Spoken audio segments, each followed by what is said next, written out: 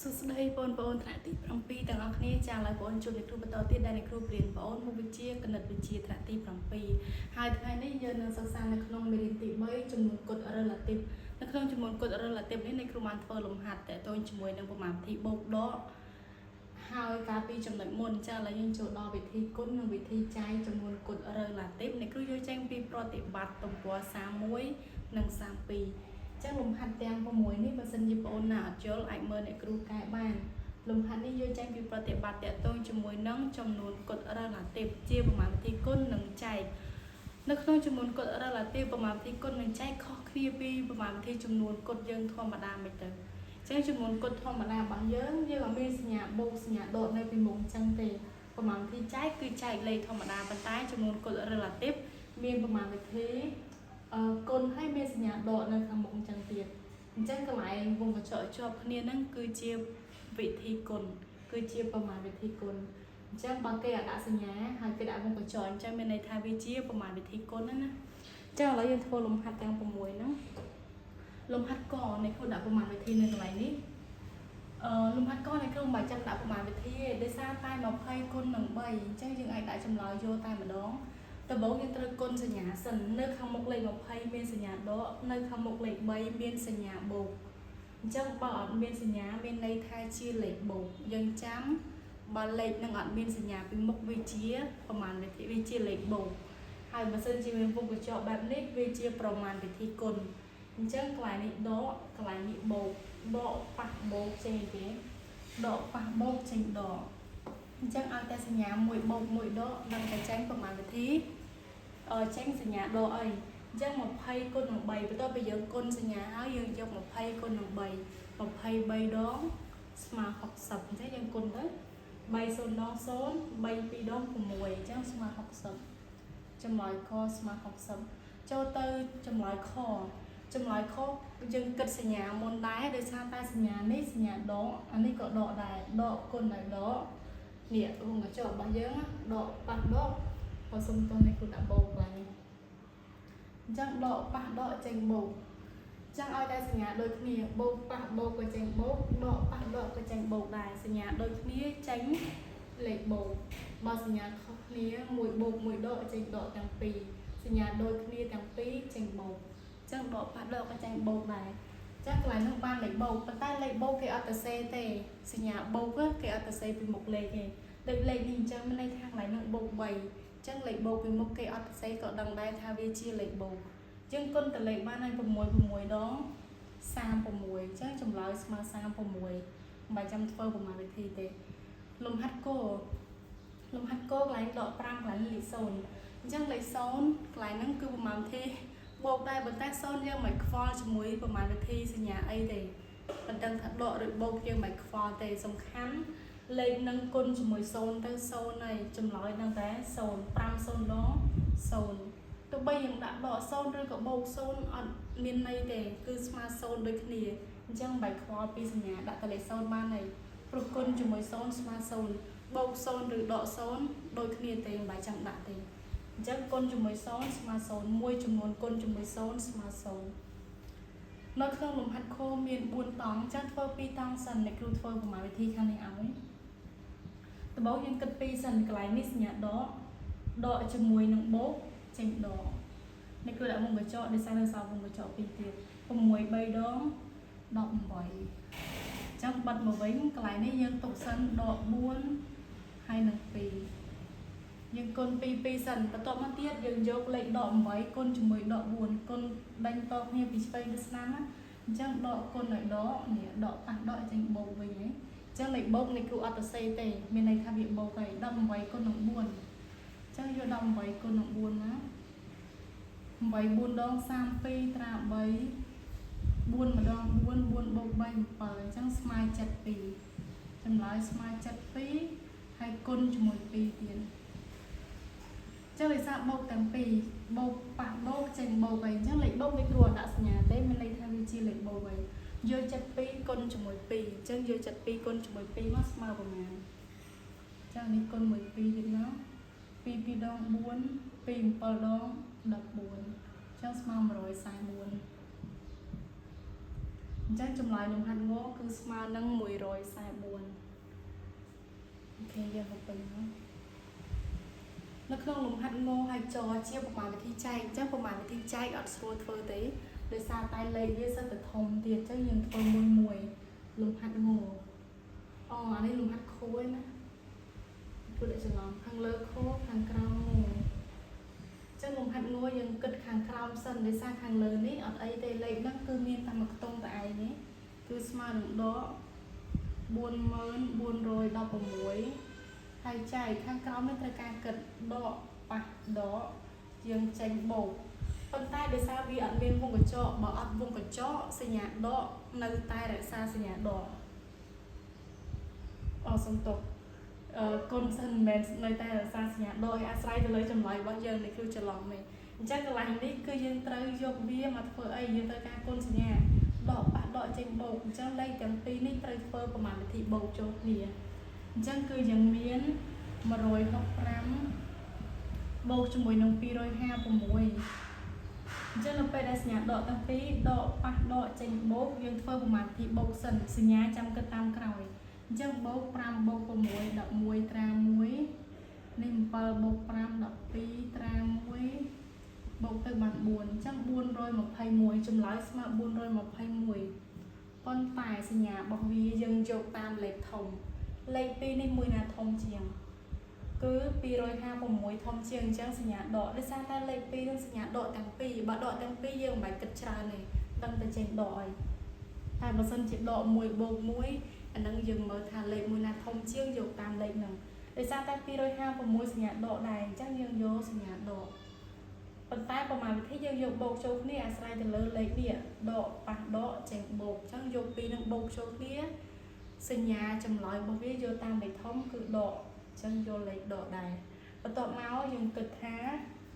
កន្លែងនេះដោយសារតែដកចែកឲ្យដកអញ្ចឹងឲ្យតែសញ្ញាដូចគ្នាអញ្ចឹងដឹងថាចម្លើយរបស់វាចេញមកបូកទៅទោះបីជាគុណក៏ដោយចែកក៏ដោយ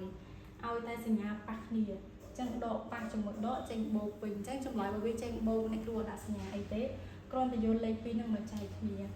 អញ្ចឹងគឺយើងមានលេខ40416ចែកនឹង421អញ្ចឹងយកលេខ2នឹងចែកគ្នាឃើញប្រមាណជាចម្លើយយើងកាត់3ខ្ទង់អត់កើតទេនេះ404មិនអាចចែក421កាត់4ខ្ទង់កាត់4ខ្ទង់នេះគ្រូទុក2នេះសិនខាងនេះគ្រូទុក2ដែរសល់40ចែកនឹង4អញ្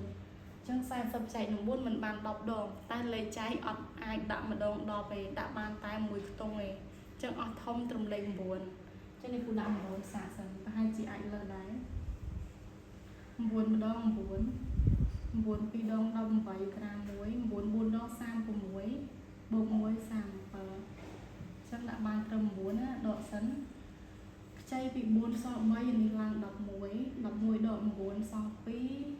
3ដក8កាត់ខ្ចីពី4សល់3អានេះសល់9យើងខ្ចីមួយទៀតចឹងបាន13ដក8នៅសល់5ហើយ9ដក7សល់2អានេះ0អញ្ចឹងទម្លាក់6នេះគឺទុក2អានេះទុក2ដែរនៅសល់25ចែក4អញ្ចឹង4ប្រមាណដង25មានតែ4 5ដង20 4 6ដង24អញ្ចឹងអ្នកគ្រូដាក់6 6ម្ដង6 6 2ដង12ត្រា1 6 4ដង21បូក1 25អញ្ចឹងអានេះដកទៅសល់0អស់ហើយអញ្ចឹងចម្លើយស្មើ96ណាចម្លើយស្មើ96អញ្ចឹងដកប៉ះឲ្យដកចេញបូកទៅស្មើបូក96តែ96សញ្ញាបូកយើងមិនដាក់ទេលំហាត់ចយើងធ្វើខាងលើសិនដោយសារខាងលើមាន2តួអញ្ចឹងយើងគិតសញ្ញាសិនមានសញ្ញាអីគេខ្លះ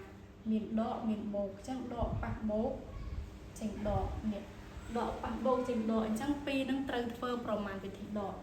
លេខ2នឹងត្រូវធ្វើប្រមាណវិធីដកអញ្ចឹងគឺយក200យកអាធំដកអាតូចទេ2729ទៅដកជាមួយនឹង853យើងធ្វើប្រមាណវិធីដ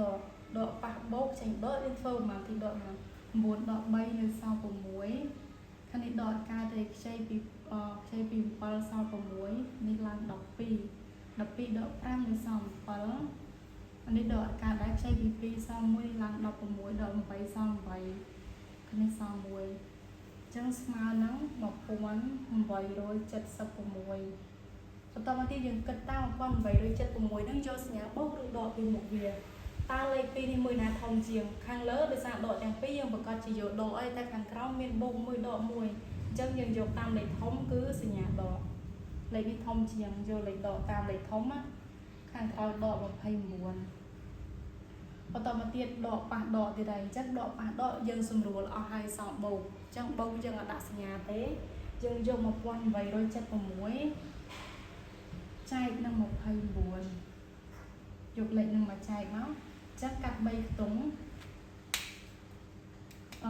ดอกใบใจเอาปียังตุกเลยบุญตุกเลยเปิดจังดอกใบใจปีบ้านบุญปีดอกใบแต่ว่าสันเชนิกูดอกบุญไอ้เลยยังบะทอยtớiเลยตราตุกติดไหนตรมใบสันใบบุญดอกจัดปีตรามเปิดใบปีดอกดอกมวยบ่งเปิดmình làm một hai chiên chẳng là tình là hai dân lục tránh và thôi lấy vậy là ấy đã trầm quá lại là sạc của mùi sao đó nè của mùi buồn đó hạ buồn trà pràm của mùi pi đơn đập pi bầu pràm đập bờ thế chồng bờ đập buồn sọt bấy em đi sau muối sầu chân đập bấy sầm nó tôi chưa một thay buồn tới tầm đại đây của mùi tiên hai dừng chai to tiền chân màn hai pram buồn đó sai pram sẽ lấy 8 tra buồn hai lần đấy pram khi đơn đọc đọc buồn chân lần hai phải thôi đã cầm lấy buồn mà đấy thì xa đã pram lần chân buồn đó sam của mùi tra bầy buồn pi buồn pi đó vậy bột bấy đi cụ đợi lấy không nghe lấy trời của mùi pi mi rong tham lên chạy ở đây cứ thôi mà đâu cái sáng này đã lấy của mùi buồn đó ha buồn tram pram của mùi pi đó là pi ok đã lấy không lại nữa cho nên cũng cần mà đòn cái sáng của mùi buồn đó ha buồn tram pram của mùi pi đó là pi bột pram đậm bớt ra cái ta lại nó đậm bầy cho mình bàn đọ tới so đọc bầy tại lẽ có muối bàn buồn nó sao có muối cho bấy rồi còn này cũng không lại nè buồn pi đó buồn pi đó vậy bột bấy đậm mùi chạy ở đây không nè cứ cất lên anh em mà đón cái sơ này vậy hạ bay đọ nó xong của muối đọc pi đọ tam xong tớ đọc của muối đọ vậy xong vậy lấy muối cùng lẹ quan vậy rồi cho cùng muối chay vào thay một buồn chứ bên đây hàng này nó chạy ở tay và sân trên này cứ đọ ta sao mà là lấy xốn lấy sao pi sau một thầy chứ bây giờ trẻ đây tiếp tục tân nữa vì sao phải đợi trẻ đó trên bầu quanh chứ là sao một con vậy rồi chặt vào muối chạy nó một thầy buồn nhưng cái ta nhẹ đợi trẻ đợi trên bầu chân lấy năng bắt nhẹ đợi chừng nói vẫn đang trẻ này cứ mới không sụp hơi bùm thì sao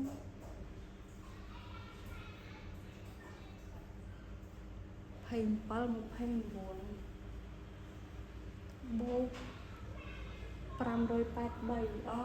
ปลายนี้คือ583จะไม่กูได้ประเทศเขา583เตะกลายนั่งจังกลายนี้เฟิร์มดองตีนกอดประเทศไปทางเขา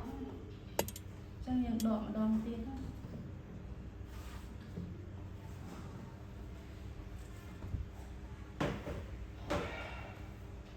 โอเคจังกลายนี้ยกปีปวนปลาโรยมาไผ่บุญดอกนัง583สาบกดอกปักบกเจงดอกจันเปิดดอกอันนี้เศร้าหมวยใช้เศร้าตัวหมวยลานดอกปีดอกใบเศร้าบุญตัวหมวยดอกปรางเศร้าหมวย1 ปีให้ยกจุ่มไหลบางวิธีใจนั่งมาไผ่บุญ ចឹងកន្លែងនេះគឺស្មើ2146សញ្ញាអីគេសញ្ញាដកចឹងយកសញ្ញាដកមកដក29ចឹងដកចែកឲ្យដកចេញបូកចឹងបាត់សញ្ញាដកហើយឃើញចម្លើយប្រហែលដាក់ប៉ុណ្្នឹងមកអញ្ចឹងអានេះចែកកាត់យក3ខ្ទង់បាន7 9 ដង 63 ត្រា6 7 2 ដង 14 បូក 6 20ចឹងនេះសល់1 1 0ទម្លាក់លេខ6បានដូចមិញណាលេខ4 4 9 ដង 36 ត្រា3 4 2 ដង 8 បូក 3 11នេះលេខនេះមិនត្រូវចឹងដកមកសល់0ហើយអញ្ចឹងចម្លើយស្មើ74ណាចម្លើយស្មើ74អូខេអញ្ចឹងលំហាត់របស់យើងទាំង6នេះត្រូវហើយបើសិនជាលោកគ្រូច្រឡំលេខខុសអាហ្នឹងយើងគិតអត់ចេញទេពេលខ្លះអ្នកគ្រូទៅសេចម្លើយខុសដែរចូលទៅតារាខៀនភាសាច្រឡំលេខអញ្ចឹងចម្លើយរបស់យើងចប់ទាំងអស់ហើយនេះជាប្រមាណវិធីកុនចែកចំនួនកុដ relative អញ្ចឹងជួបគ្នាវីដេអូក្រោយនៅក្នុងចំណុចបន្តទៀត